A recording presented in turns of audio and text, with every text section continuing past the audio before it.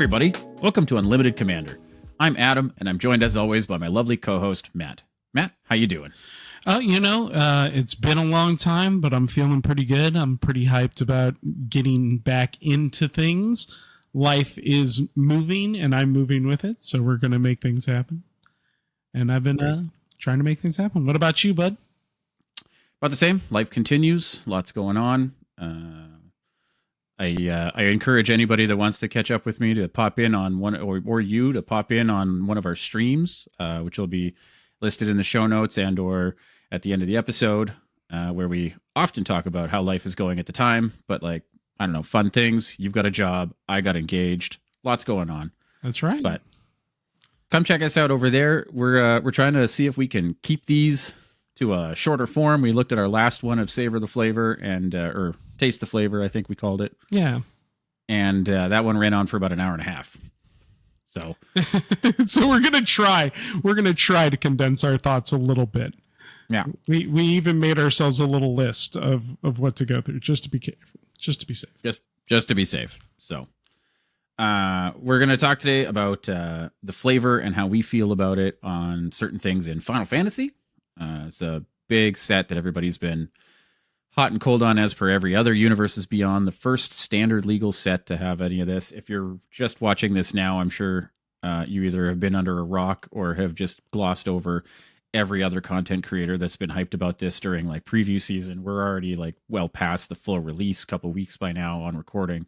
So we're just going to talk about things we like, things we didn't like on just like the flavor side of things. And yeah, I mean, if there's anything that pops up, we'll bring it up as we go. Yep. You know us, we tend to ramble, but for sure, especially about this. Adam, tell them a little bit about your Final Fantasy experience before we get going. Oh man, I've been playing it since like I was a child, as many of us in this age range are. I mean, playing Final Fantasy 1, we didn't have 2 in North America, and then Final Fantasy 4, which was technically 2 here, and then 6, which was 3 here, and then getting them all later when we ended up becoming a little more globalized and all that fun stuff. So I've been playing them pretty consistently throughout the like all of the years. Before you ask, 9 is my favorite. Yes, I know that well. Yeah. As for me, I've also played a bunch of them. I played 1, 4, and 5, and then for some reason I missed playing 6, even when it was 3 over here, and then jumped over to 7. And from 7, I pretty much played everything. But it sounds like neither one of us has really touched 2 or 16.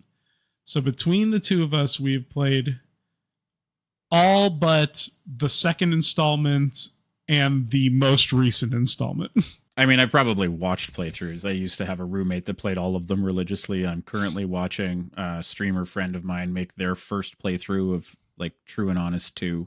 Mm-hmm. So like these have been ingrained in like our gamer knowledge for decades and decades. It's there's a lot going on, I gotta say. I will warn people ahead of time, my favorite is 8. Don't hate. 8 is the best anime that they never turned into an anime. I stand by it. All right. All right. I couldn't get behind draining your magic. It didn't work for me, but I get it. The mechanics were hard were rough for a lot of people. No. The draining and the junction. Triple Triad was cool. Triple Triad is cool. Yeah.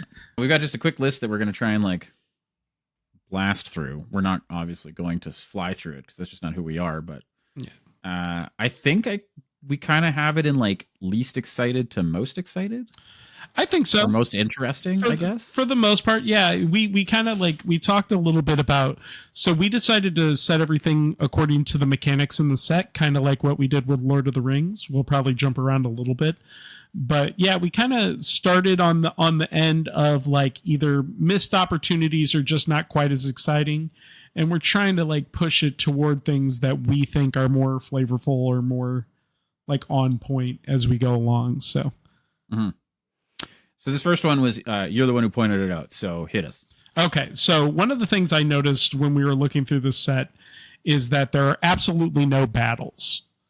There's no battles in the set at all. And personally, I want to talk about this. I don't like leading with a negative, but I think not having battles in this set was a huge missed opportunity because one of the big things in most Final Fantasy games is there's always lore about a war, about a battle, about some kind of thing.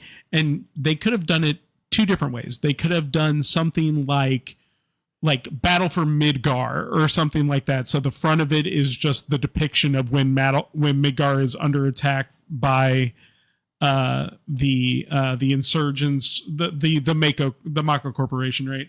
And then the back of it could have been like the fall of the plate or something like that. Like it would have just been something to tie these battles to the causes that ended up like starting the stories. A lot of times the stories start with these major battles.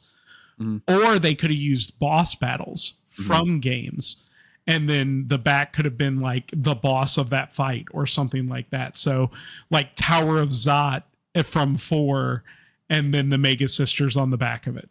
Yeah. And I think that they did cram in a lot, and one thing that they can always do with these Universes Beyond sets is use the mechanics to apply the flavor of things. Ones that did really good were the Marvel superheroes ones, right? Where like, here's a character, what would they do in Magic, and then that's how they use it. And I think that they had a lot to pick from, and this maybe is just one that they just like probably did think about, but just couldn't cram it in. I mean, we looked quickly, and there were over 600 cards between the commander decks and the main set. Yeah, there's 620 cards that are being currently Final Fantasy skinned. I think that's not including the ones that are literal skins, the ones that are doing sort of the outer shell.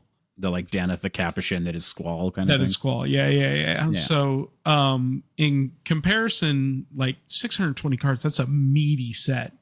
Yeah. It's a huge set. And granted, a lot of that is commander stuff too, but it's all Final Fantasy based. Like they new arts, new treatments, new everything, and then also cards that are just brand new with all these characters on them. They did a lot of work on this, and I will never like diminish the amount of work that Wizards puts into something, even if I think some things hit and some things don't. They really put a lot of effort into it.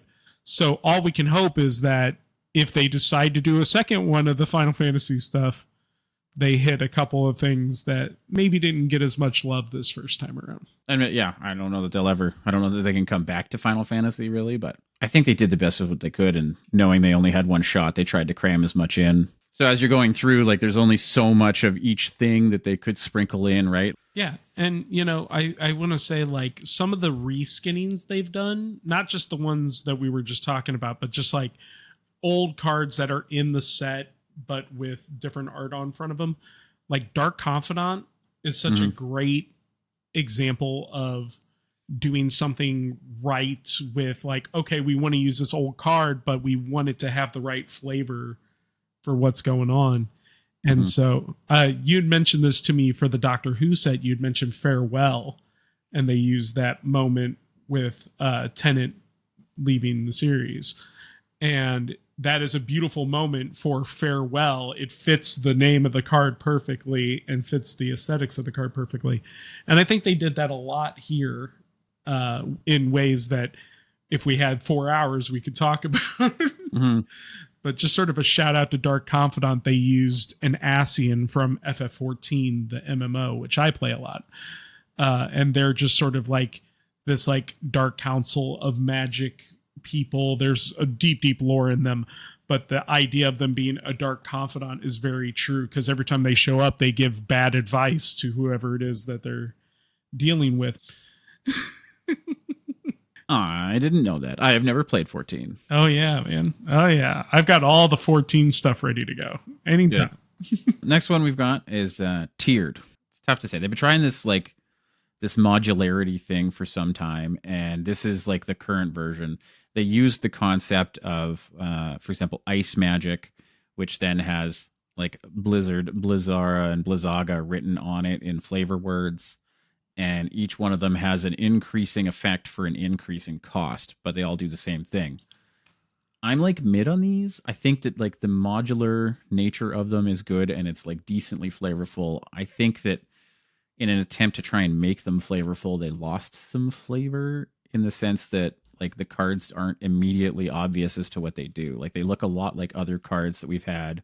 They look like the spree cards from OTJ, Mm-hmm. which have like you can do any of these things. And now here's another card that looks almost the same, and you can do only one of these things. So that reminds me a lot of when like Planeswalkers versus the level up creature cards kind of came out.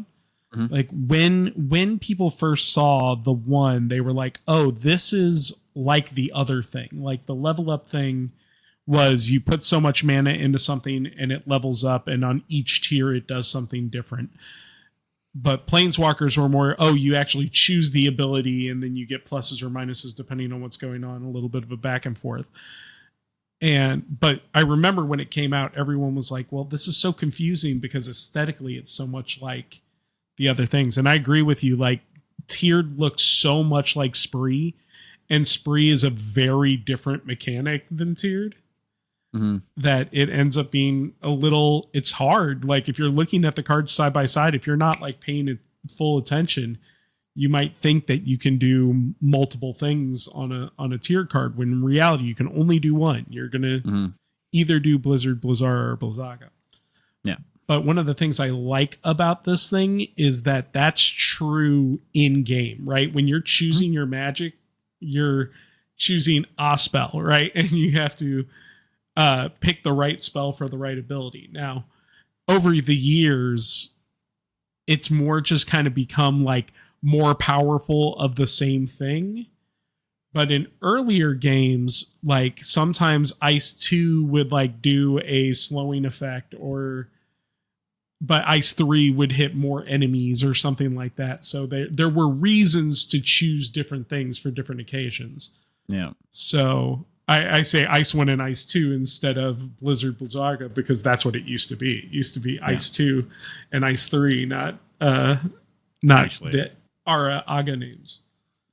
Actually, in the most recent iterations on the pixel remaster versions from 1 through 6 that everybody's doing now, and some of the other ones scattered through history, they've actually retroactively applied these to even in Final Fantasy 1. So yeah.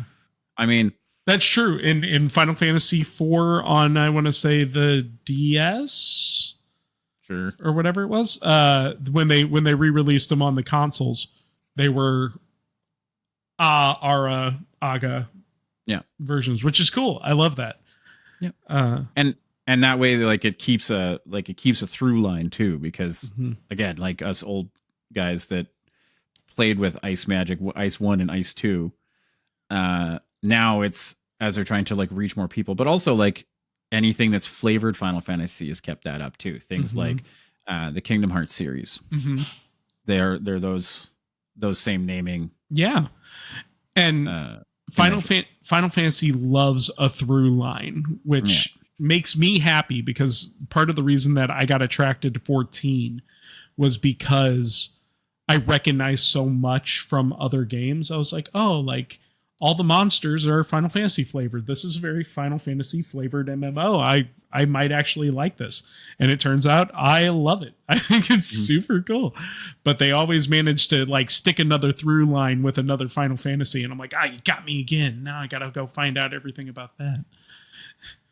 Yeah, that's tiered. Yeah, I don't know that we have much more to go on it. Yeah, I think tiered, ultimately it's like for mechanic in game, it's very useful and it gives you a little more stuff to do, especially in a sealed environment where your card options are limited. Having a card that can do 3 different things is pretty nice. But if you're thinking about constructed or like especially constructed commander, it's like most of these cards you're probably not going to throw into a deck unless you're looking to do a flavor win.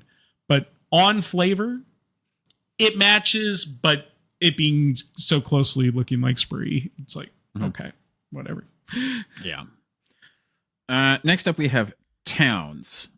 Towns are a non-basic land type.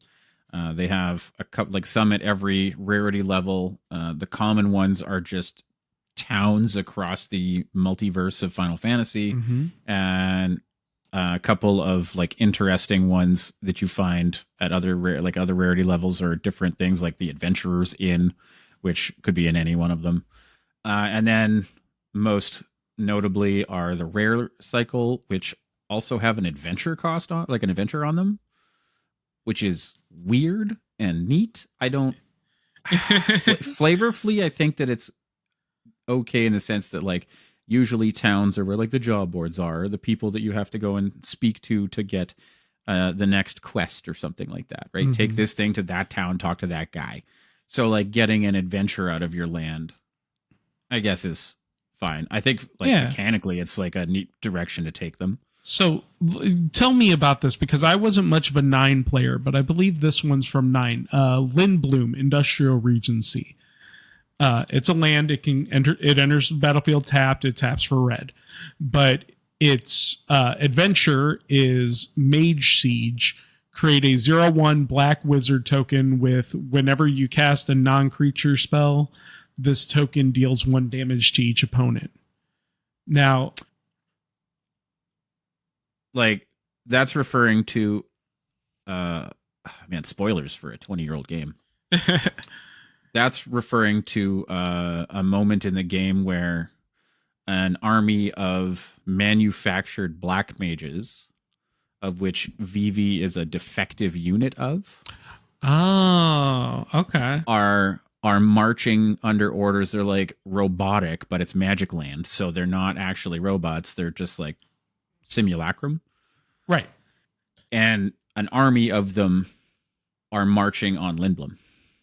Okay. So like that is it's flavor. It has a little bit of the flavor in there, creating a 0/1 black wizard, and black wizards. We'll talk more about it when we get into job select. But it seems like every time they mention a role, those have connections to whatever the role does. So the role of a black mage is when you cast non-creature spells, deal 1 damage.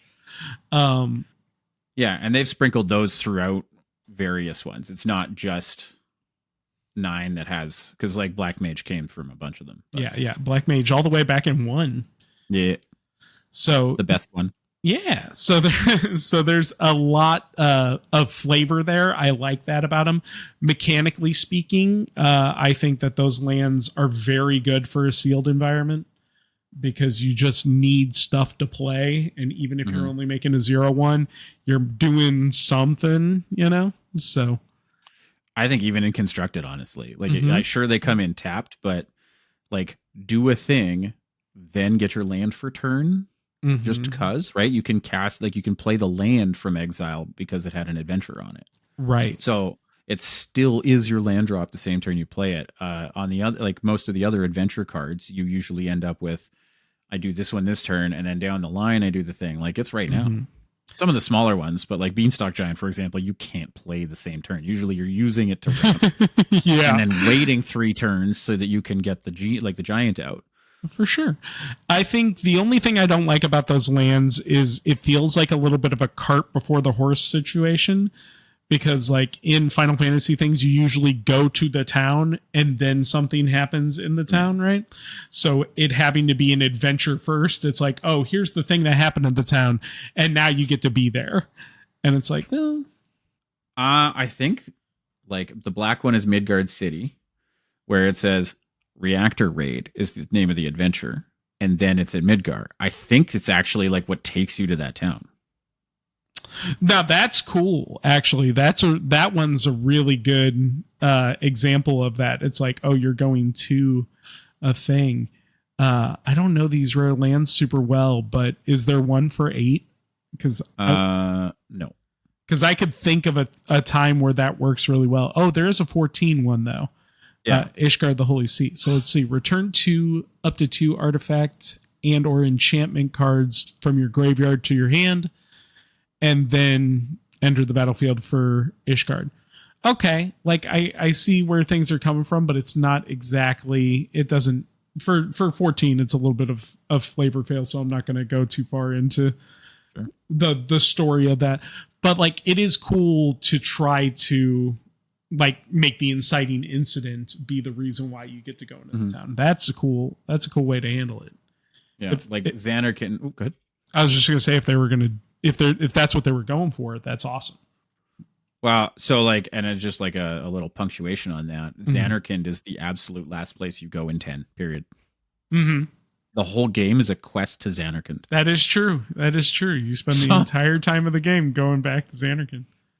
It's by and far the worst of the cycle. 6 mana, make a 1/1.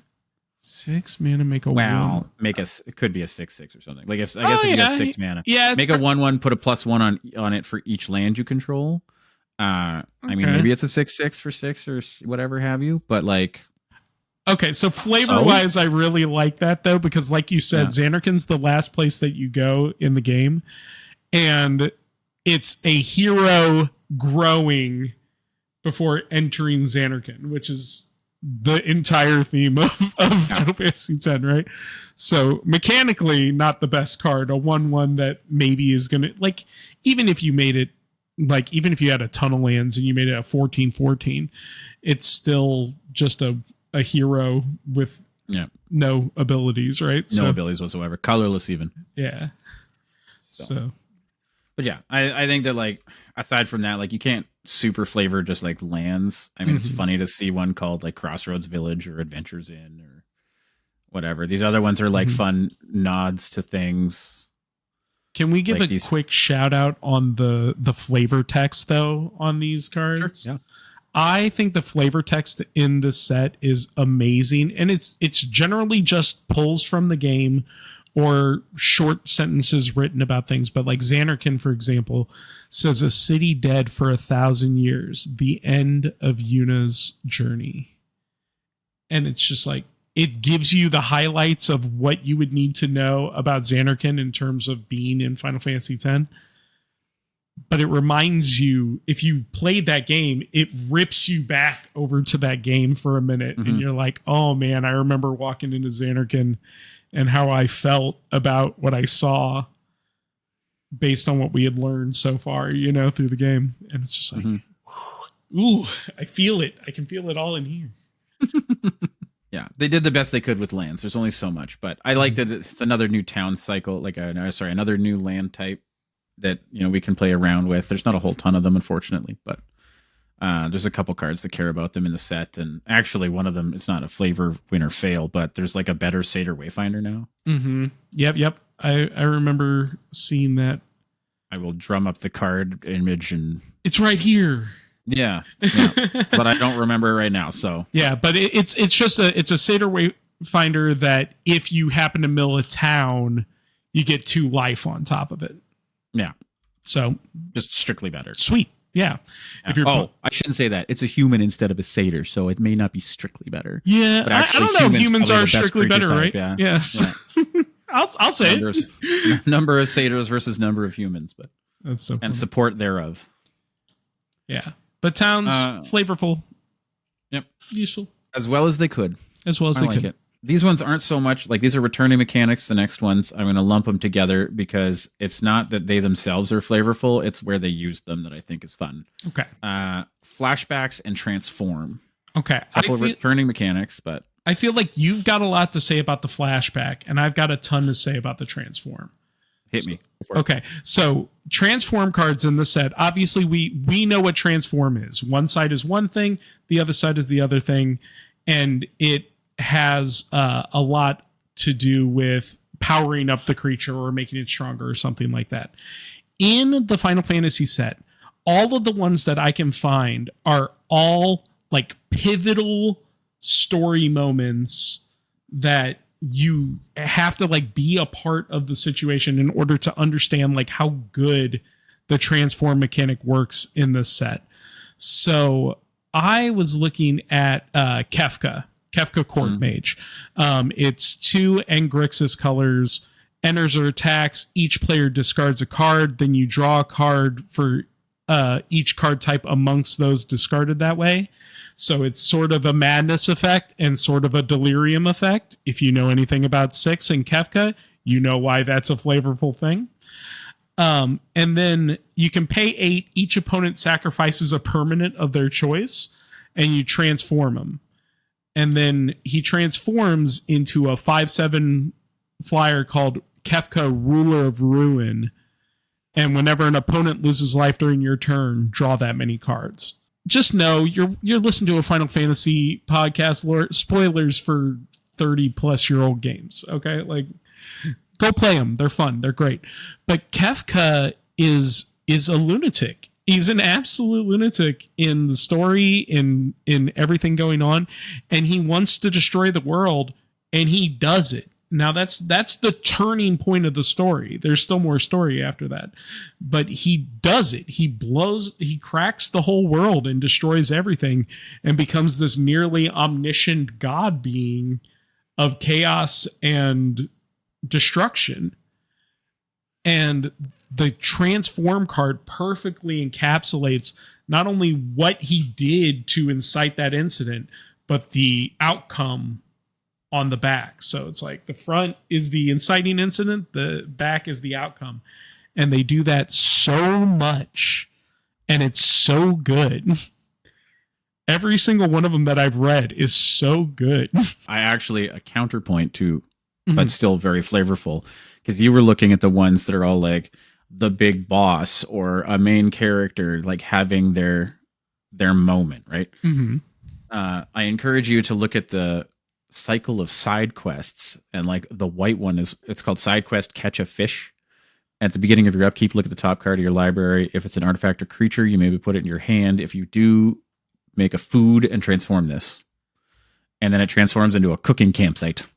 And then you can pay 3 and sacrifice an artifact, like the food you just made, to put a +1 counter on each creature you control, which is feeding your people with the food. That's so good. That's like, so good. And that's not like a big pivotal moment in the story. They're specifically side quests, all 5 of them. But they still fit that same idea, right? The cause and effect relationship of what's happening here. I love To Catch a Fish. I also like raising a chocobo. You raise a chocobo when this enchantment enters, create a 2/2 green bird. It has the chocobo effect of landfall +1/+0. And then at the beginning of your first main phase, if you control 4 or more birds, transform this, you get a black chocobo. And if you've ever done the chocobo farming from the various games, black chocobos are harder to get than the other chocobos. So you'll have a good little farm of chocobos before you get the black one. I mean, they always try their best with transform cards to make them be something significant, because they are harder to make too, so they don't want to waste their time on them. Like printing a double-sided card is more work for Wizards, period. Exactly.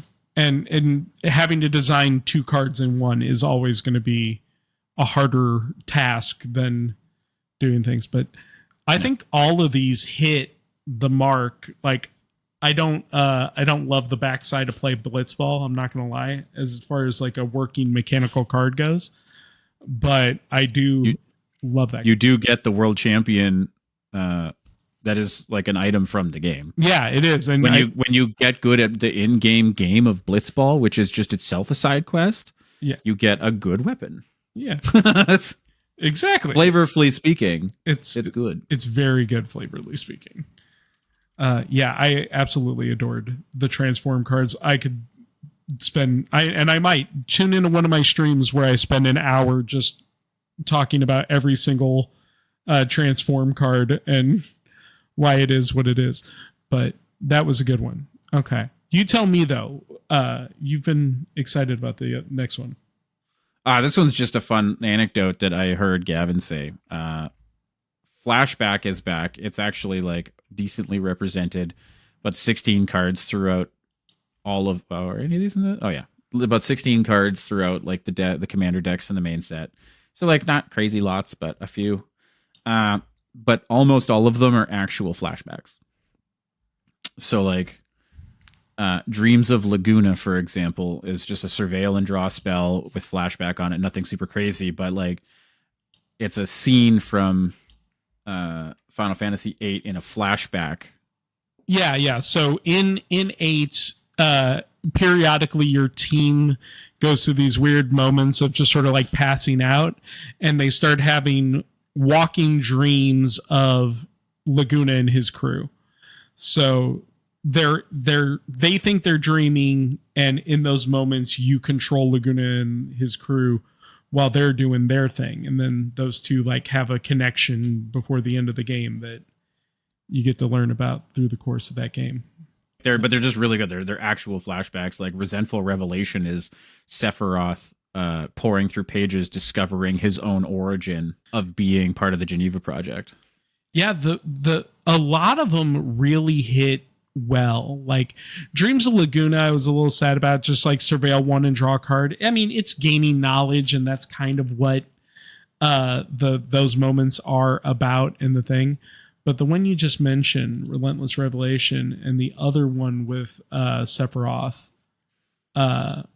is just so good in what it's trying to do. Like you said, he's pouring through pages. He's so mad, and it's a look at the top 3 cards of your library, put one in your hand and the rest in your graveyard, and that's very attuned to what Sephiroth was doing. He was looking for a very particular piece of information and destroying everything else that wasn't that. He was just like, I don't have any time for this. I don't have any time for this. Here's the page I want. Pull, burn the place down, right? So it's not necessarily like a flavorful win in the sense of like, here's a mechanic, here's how it's flavorful. It's just cute that that's where they used it. Like, and it's not every time. But I think they did a good job of connecting those flashbacks meaningfully, and it's way better than just having a card that is a flashback, right? Like it's like, oh, here's something that happened prior to the story of FF6 or whatever. Yeah. And it's like, no, we're gonna make it worthwhile, knowing that it's a flashback. We have a mechanic called flashback. Let's use it. You know? Yeah. I love that. The next one was one that I was more interested, I think, in than you were, which doesn't make it necessarily bad. But I really like Job Select. Job Select appears on a number of equipment cards that when they enter, you make a 1/1 hero and then attach this thing to it. And they're all just in-game classes with their signature weapon, and then you just make the hero into one of those things by equipping this to it. Like you had foreshadowing, you had talked about like the Black Mage's Rod from Final Fantasy 1. And it just says equipped creature gets +1/+0 and has whenever you cast a non-creature spell, this creature deals 1 damage to each opponent and is a wizard in addition to its other types. Like it just turns the hero into one of those wizard tokens that somebody else makes. Or White Mage's Staff says equipped creature gets +1/+1 and has whenever this creature attacks, you gain 1 life and is a cleric in addition to its other types. So they did a really good job in this set. Everything that is connected to a class or a job in game is represented on cards that have that class. So like what Adam was talking about earlier, like Black Mage's Rod has this situation going on, but notable Black Mages in the Final Fantasy universe that are depicted on cards also have the same effect or similar effects to this situation. They were like, this is what they do, you know. Famous monks in this set are like the gloves for the monk in this game. And all of those are cool. I really like that it's called Job Select because, I mean, like jobs have been a thing in Final Fantasy since, I mean, the first one, you kind of picked your characters based on their job. Like the characters were fighter, Black Mage, White Mage, you know, like they weren't named figures. They were just these classes. But a lot of these cards are flavored after 14 because 14's system is you play as a single character, but you can play as any job you want as long as you have the correct weapon attached.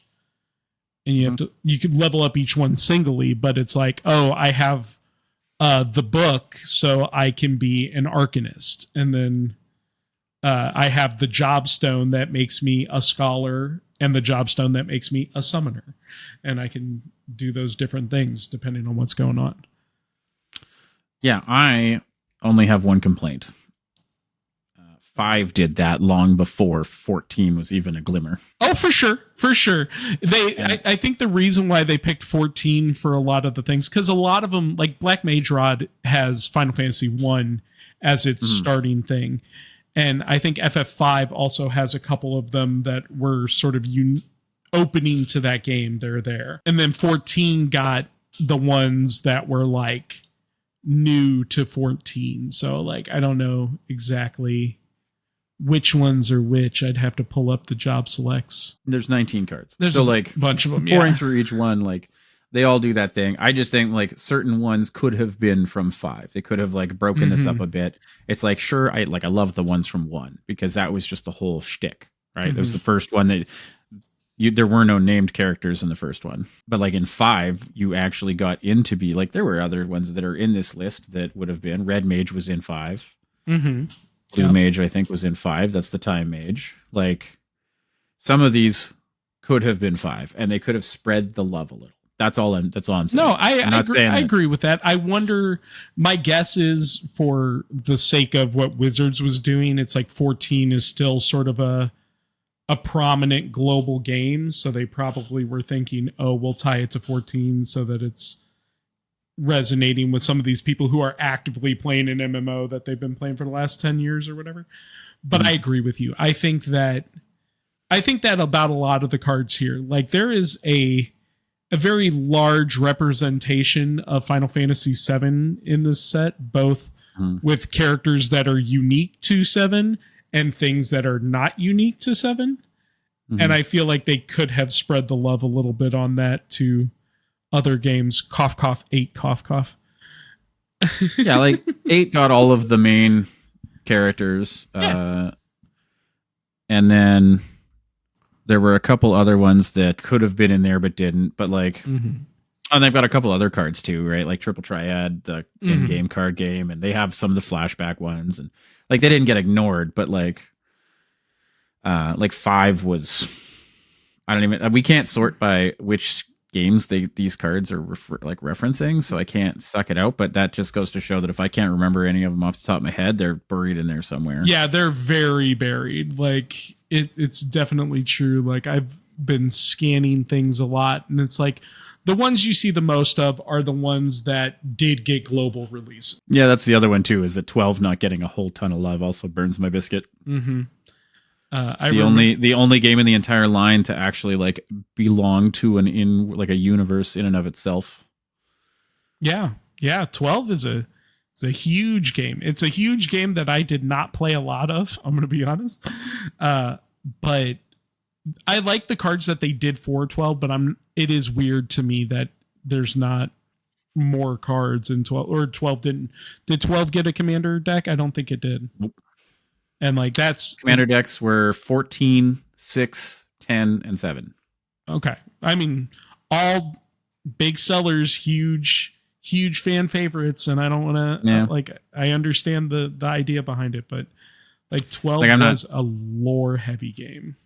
It was. I know. But like sticking to like the big ones. I'm not saying that it should have got its own commander deck. There should not have been 14 or 15 commander decks. That's not where this is going. No. But like in a 400 and some card set, and we get like 5 or 6 of these like tertiary games where like they still exist.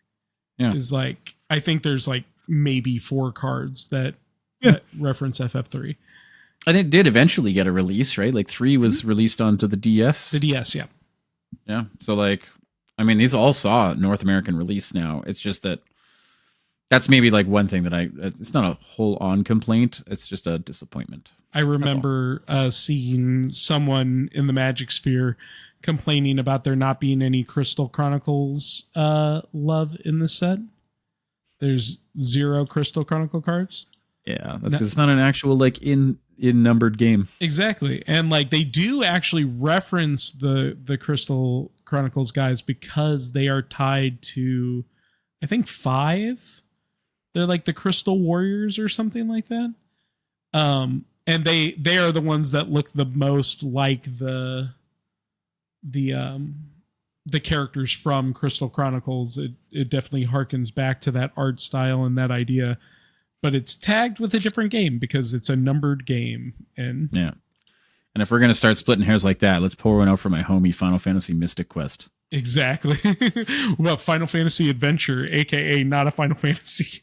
Right, for Game Boy. But like Mystic Quest was genuine as a release on the Super Nintendo at the exact same time as the other two. Mm-hmm. And like a phenomenal game with like more linear, but like the gameplay was really interesting. Your weapons mattered, not just like, oh, this one's better than that one. Like phenomenal. I strongly recommend. Mm-hmm. Is it a weird thing to say too that the extensions of Dash 2, Dash 3s are not really represented except for 7? Like 7, there's enough 7 cards in here that there are small references to like Dirge of Cerberus and like Crisis Core and all these side games, but like 13-2 does not have a card at all, I think or 10-2. 13-2 was like a mad whiff. Yeah. Like as a game, like it just didn't see the same resonance as they did with like, and like, because there was like 4 different releases of different Final Fantasy 13 things. It's true. Like they tried to do that after 10, and they're like, oh, 10-2, like 10-2 saw better, but it also wasn't like, I played 10-2 and I loved it, but like it also wasn't the one that drove people back.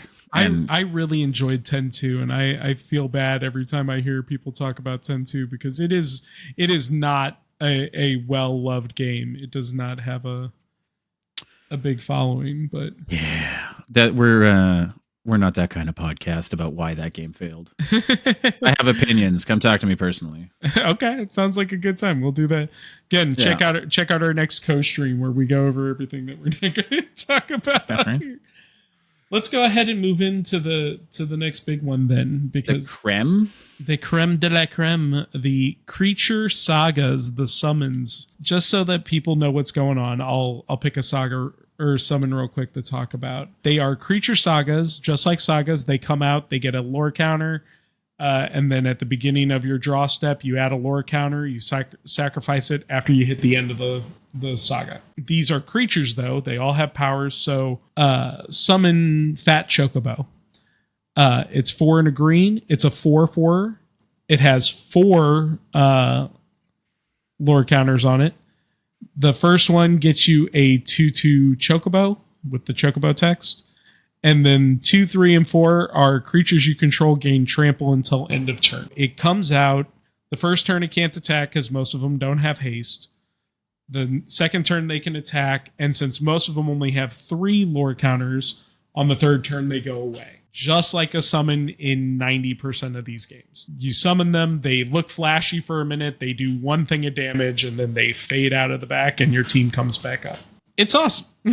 We're not the first to say it. We won't be the last. These, on the whole, are a flavor win. Each one of them has also done a pretty good job in referencing what it is that they, like what the summon actually did in game. Like most of them were just do a bunch of damage, but like how they did it was cool, and like where their rarities sit versus like the actual move did in game is actually pretty good. Like Bahamut is a mythic, unshockingly. Like Fat Chocobo is a common, unshockingly. And like having these throughout, like they're a great limited card too, because like they do so much for so little, but they also aren't something you get to keep forever. Also, the way that like certain characters, and this one's not quite tied to these cards, but certain characters and like their cards referenced are about summons, because some of them have been like summoners, right? Yuna, big example. But like seeing like Yuna and Garnet, Princess of Alexandria, that one has the ability to manipulate lore counters, so you can like pull them back and then like keep them around longer. Keep them around longer to do more stuff. Absolutely. And you mentioned Yuna too, and like that was a big thing in 10, that the summons in 10 didn't just go away. They stayed on your field for a little bit. So some of the ones that are flavored after 10 have 4 counters on them. And like you said, Yuna has a lot to do with bringing back enchantment creatures so that they can bring back these creatures. it should be no shock that for the Final Fantasy X precon is a Bant deck, Yeah. Yeah. right? Like those are the Enchantress colors. Like we've been playing with them forever and ever. I know somebody in my play group is turning their Sithis deck into a Una Hope of Spira deck, and it's going to do probably worse to the opponents than Sithis ever did. Yeah. God. Like even the face commander of Una Grand Summoner, like it's a 4 mana mana dork, but like whenever another permanent you control is put into a graveyard from the battlefield, if it had one or more counters, which your summons will have 3 or more, then you may put that many +1 counters on target creature. So you're like moving the lore counters, turning them into +1 counters. Jeez. Yeah, it's nuts. And you also get to add mana of any color, and then the next creature you cast gets 2 extra +1/+1s. So you make summons stronger as they come out, and they make other things stronger as they're getting ready to leave. Yeah, it's like at least it's giving Enchantress decks an actual win con, I guess. But hey, I'll take it any day of the week. I love Enchantress. I never really play it because I feel bad about playing any decks without win conditions. Right. Yeah. So that's Creature Sagas. I don't think we need to like delve too much. Like we are late to this party, but I didn't want to not talk about them because I think they're really neat. They're I wanted everyone to know I agree. They're very great. Before we move into we've decided that we're going to just bring up 2 cards that kind of encapsulate what our overall thoughts on the set. But can I give a quick sort of honorable mention to cards that character would play? Can I talk a little bit about that real quick? Yeah. So I mentioned this a couple times while I was like reading through the set and doing things. There are a lot of cards in here that I think hit really well, and I think there are a lot of cards that kind of fall flat. But the ones that I find the most interesting are cards that I don't think encompass the character well, but would be cards that character would play in a Magic game. And so I'm just going to talk about Tifa Martial Artist real quick. Tifa Martial Artist is 1 and red, green, white. So Naya. She's a 4/4 with melee. And then if 1 or more creatures you control with power 7 or greater deal combat damage to a player, untap all creatures you control. If it's the first combat phase of your turn, there's an additional combat phase after this phase. So it's a multi-attacker. It has melee. In flavor sense of Tifa, I don't like the idea of it being 7 power or more isn't really a thing. Like Tifa doesn't really care about how strong her side is. Like I don't think it wins on a flavor level. But I think if you met Tifa out on the field and you said, hey, this is Magic. I want to show you how to play this game. Show Tifa how to play this game. She's going to look at this card and go, I want to play this. This looks like fun to me. Like, okay, so I might be like metaing a little bit. I see where you're coming from, and the fact that I got to dig down might be like proving your point further. But I think that's part of her limit break. Yes, it's supposed to be so like the slots.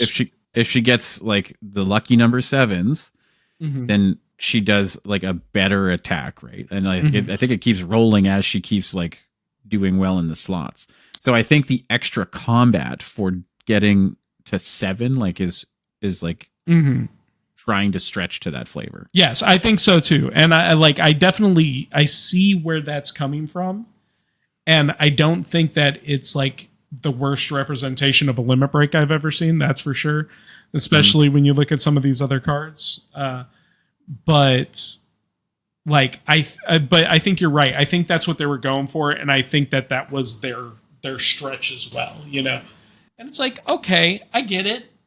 I think actually all of that deck had, because it had Tifa, it had Cloud.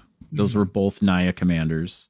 That's Big Man with Sword, part 3. Yeah, so that one also has 7. The same clause about like if Cloud has power 7 or greater, create 2 treasure tokens.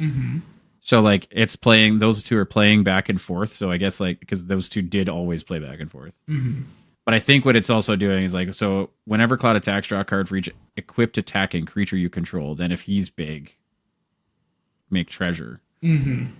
So I think that's one of his, like, you can even see him doing a limit break in the art. Yes. Yeah. So like swirling around the Buster Sword.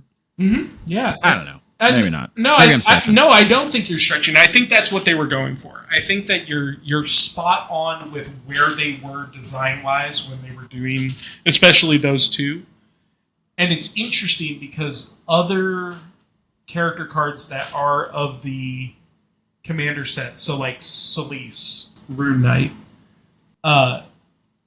has abilities on her and is strong.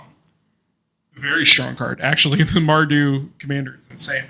But it doesn't have anything to do with limit breaks, which was already a thing by that point, right? In FF6, yeah? Yeah. Limit breaks were already a thing by then. No, So- 6 was not. 6 was.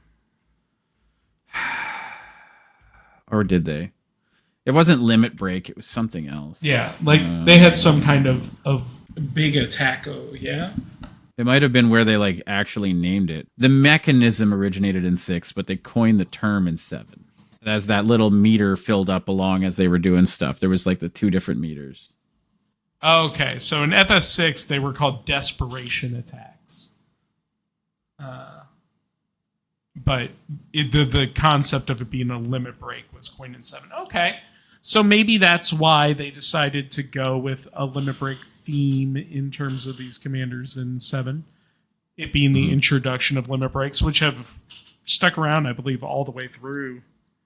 So we both tried very hard to look through this set, and there was it's a big set, y'all. So we tried really hard to make sure that we at least like looked as much stuff as we could and get an idea of what's going on. Adam, did you find a card that you want to talk about specifically? Yeah, I just have 2. Okay. I limited myself down to 2 that I think are very cool. Okay. Start us off then. The first one is Cactuar. Not Jumbo Cactuar. That one everybody's been talking about because that's the one that does 10,000 needles and becomes like a 10,007 power toughness. Perfectly fine. Not what I mean. I mean just little old-fashioned 1 mana 3/3 Cactuar with trample and no haste. And at the beginning of your end step, if this creature didn't enter the battlefield this turn, return it to its owner's hand. You ever tried to fight a Cactuar? They run away immediately every time. So fast. Just a little background for people who might not be super Final Fantasy nerds in here. Cactuar are shaped after the Japanese kanji for good fortune, and they are they're little cactus guys. And if you beat them in most games, you get something really good. The problem with them being is that if they fight you, they do this thing called 1,000 Needles, which does 1,000 damage to you, which is really a lot. It's a lot of damage. And if they don't fight you, they run away immediately. So the fact that this card is like, if at the beginning of your end step, if it wasn't this turn, it goes back, is so funny. It's just like, yeah. I'm just going to go ahead and play my Cactuar and then swing at you for 3, and then it comes back. And it runs away. I hear the escape sound every time I look at the little card. laughter and the skittering away. Like even then just like yeah. Every time I see that card. I knew exactly what you meant. Oh my god. It is a beautifully flavored card. I love that card. I think it's very cool. And I mean, like a 3/3 blocker for a turn and attacker for the next turn for 1 green is pretty solid. I'll take that as a 1 drop, like turn 1 drop in any game. Mm-hmm. I'll throw this down for sure. Yeah, like because then it's going to swing at you on 2, and you're going to have what, a 1/1 maybe. Mm-hmm. Are you going to block? No. Did I just lightning bolt you? Exactly. It's my green lightning bolt. Yeah, that's what it is, really. I mean, like functionally speaking, and even if you do block with your 1/1, it's still going to shock. Mm-hmm. With buyback, trample, buyback 0. Yeah. The other one is Sid, Timeless Artificer. Sid Timeless Artificer is a 2 white blue for a 4/4 human artificer legendary creature. And it says artifact creatures and heroes you control get +1/+1 for each artificer you control and each artificer card in your graveyard. A deck can have any number of cards named Sid Timeless Adventurer, and it is cycling for a white and a blue. Yep.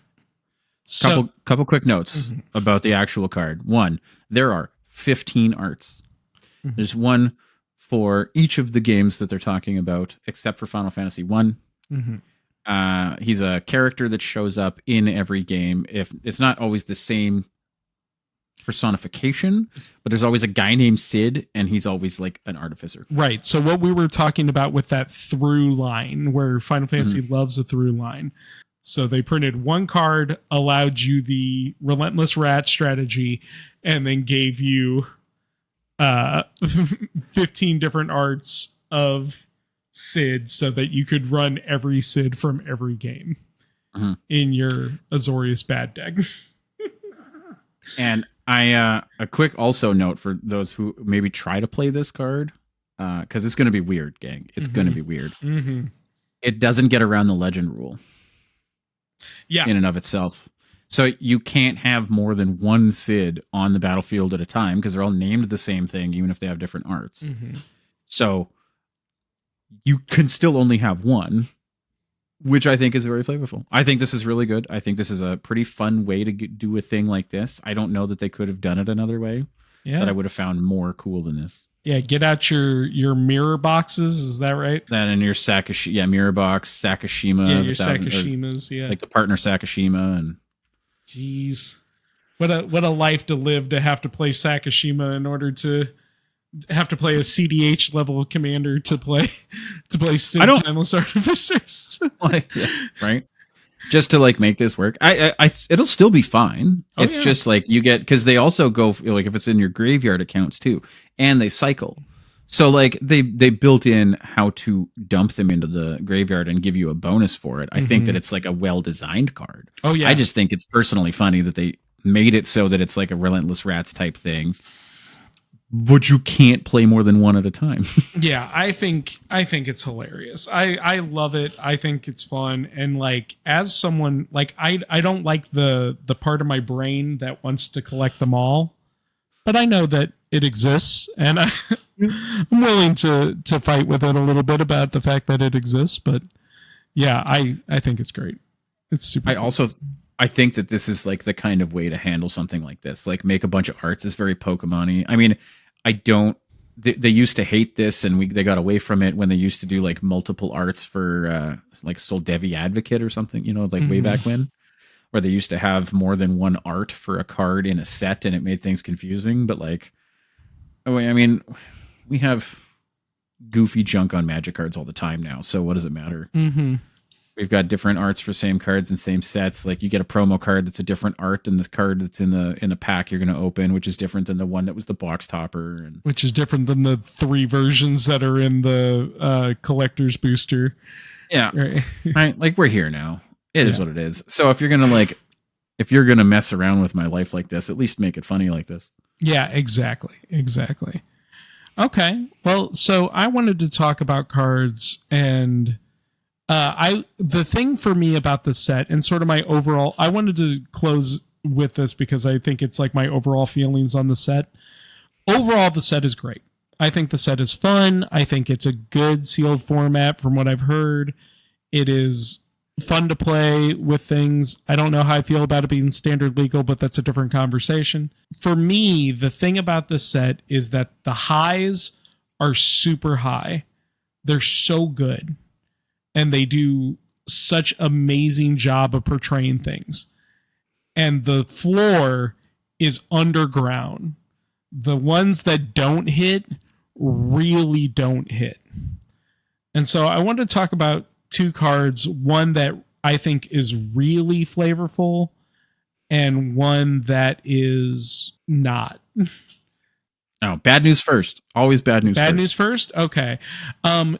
Adam and I talked a little bit about this card. I want to talk about Lionheart. So for those who don't know, Lionheart is an equipment from Final Fantasy VIII. It is the final weapon of Squall. It is a pain to get. You got to do a bunch of really weird stuff for it, but it is an amazing weapon, and it gives you a limit break that's like Omni Slash. It just like absolutely reduces the enemy to rubble. You can kill major bosses with well-timed hits because of how much damage it does. Lionheart in MTG here is a 4-cost equipment. When it enters, it deals 2 damage to any target, and you can equip it for 2 and give the equipped creature +2/+1. This is an incredibly underwhelming card in pretty much every aspect of Magic, but as a fan of why is this card not Revolver? Revolver is Squall's starting weapon, and it fits with Squall's starting weapon because lore-wise in the game, people who use Gunblades have broken into 2 camps. The old school uses these heavy two-handers that they don't move very fast, but they're very powerful. They like give you a hard swing. And newer Gunblade users use these lighter one-hander Gunblades.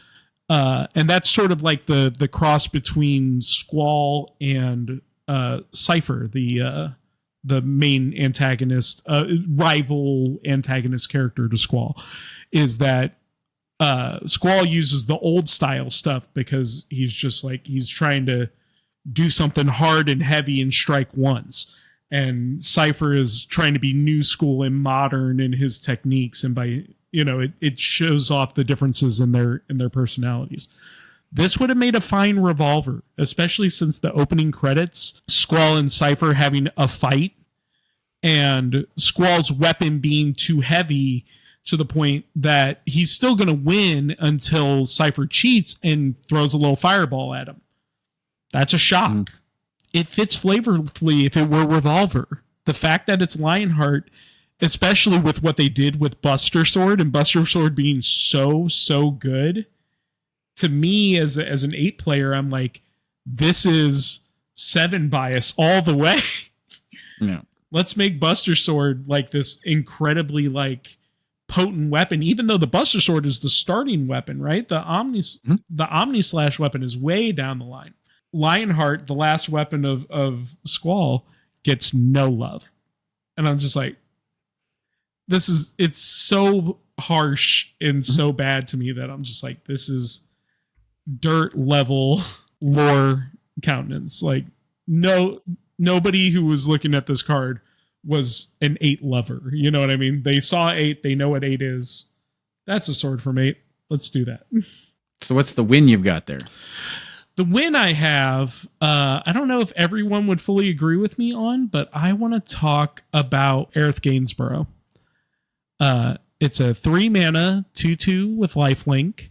Whenever you gain life, put a +1/+1 counter on Aerith. And when Aerith dies, put X +1/+1 counters on each legendary creature you control, where X is the number of +1/+1 counters on her. This card is sad. And for those of you who are currently playing through FF7 through Way of the Remake, maybe ignore this bit of the story if you haven't played FF7 for real. In FF7, there's a very poignant moment where you are taking Aerith to this mountain area for her to get this magic that's going to save the world and teach her more about her past and what she's about. And the big bad guy shows up and slices her through the stomach and kills her immediately.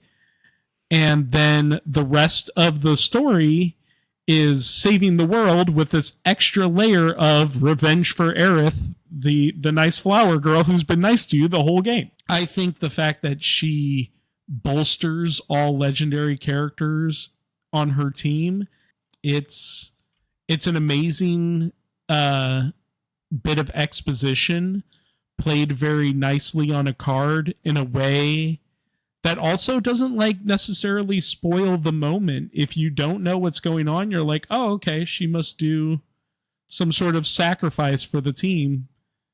that's a cool way to buff up your teammates. And it's like, oh boy, you have no idea. So that's all of our thoughts on Final Fantasy. It's good. We like this one for what it is. I think so anyway, right? General consensus? I think so. I think overall this set is just, it's really fun. It's got a lot of cool shots back to the thing. The flavor text is amazing. Really pairs well with cards, especially cards that already existed in Magic. And then just add flavor to why it is a Final Fantasy card.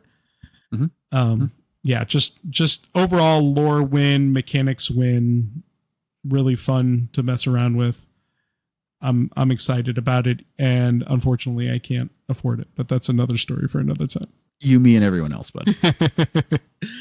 It's wildly expensive, but I will throw in one just to like justify our existence. I will throw in one quick note. Will it cube? Yeah.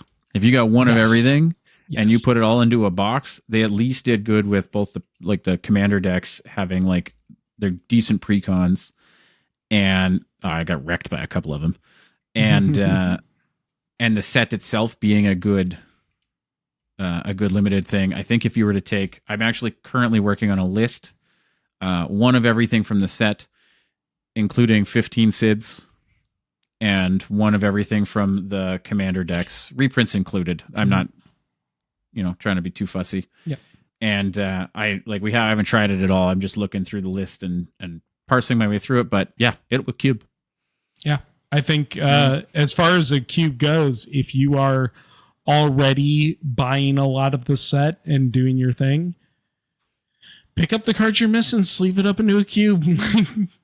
Yep. It's gonna be okay. Like, it'll be better than okay. I mean, some of the cards that they've printed, not just like the new ones, but some of the reprints and like the precons, crazy good.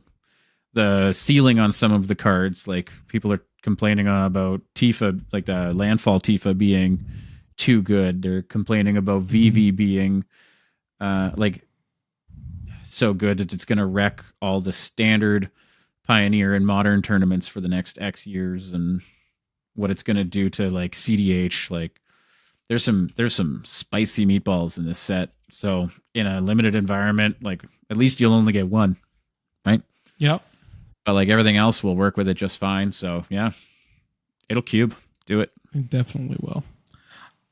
I'm excited to play around with this set. I'm excited to build it into some decks. I want to try to build some flavorful 7 and 8 and 14 decks, and just see if we can amass what we need in those sets. Yeah, I'm hoping so.